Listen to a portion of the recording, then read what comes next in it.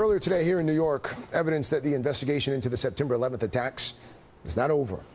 All of the nearly 8,000 unidentified remains of 9/11 victims were moved from a temporary facility. They're now in a specially built repository at the World Trade Center site in Lower Manhattan.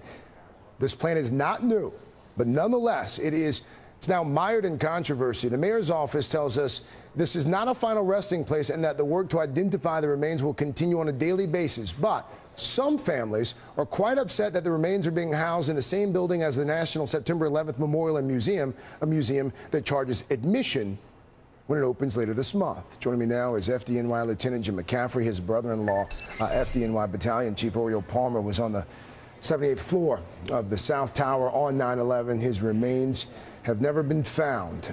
Thank you for being with me. First of all, let's start Thank you for having me. Let's start with this morning. I know you were there. How did things go?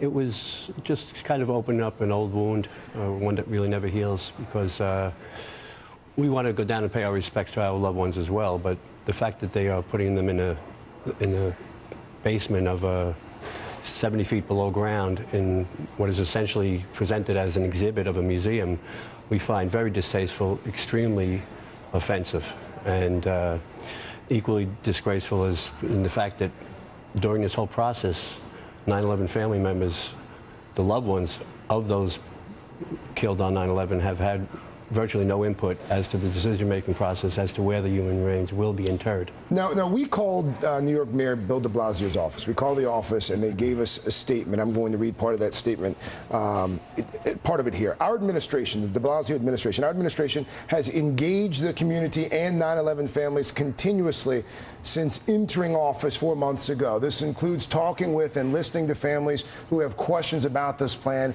as well as many families who are supportive and comfortable with this plan. What's your response to that? I have heard that quote, and that is just completely untrue. They haven't reached out to the families. Not to the groups that I have and the families that I am associated with. Maybe the ones who are in support of this plan, but the ones who are in opposition, of which I am a part of, we have heard none of us have heard from the mayor's office. When did you hear? We have reached out to them. We would like to meet with the mayor, but we haven't had any discussion. We've had virtually no discussion. When did you first hear about the plan?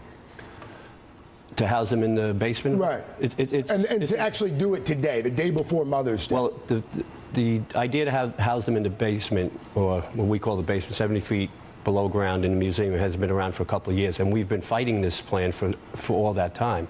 The fact that they were going to move them today was only revealed about a week ago, and many family members that I spoke to still do not know that it happened today.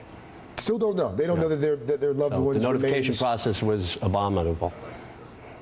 What's the next move going to be for you? And part of the Memorial Museum and the city talking points is that we are averse and against bringing the remains back to ground zero. We are not. We are just against them being 70, what we call disgraceful feet below ground. We want something more akin to a Tomb of the Unknowns on plaza level, at ground level. To me, or to us, the remains and the victims of 9/11 are the sine qua non of 9/11. They are the essential element.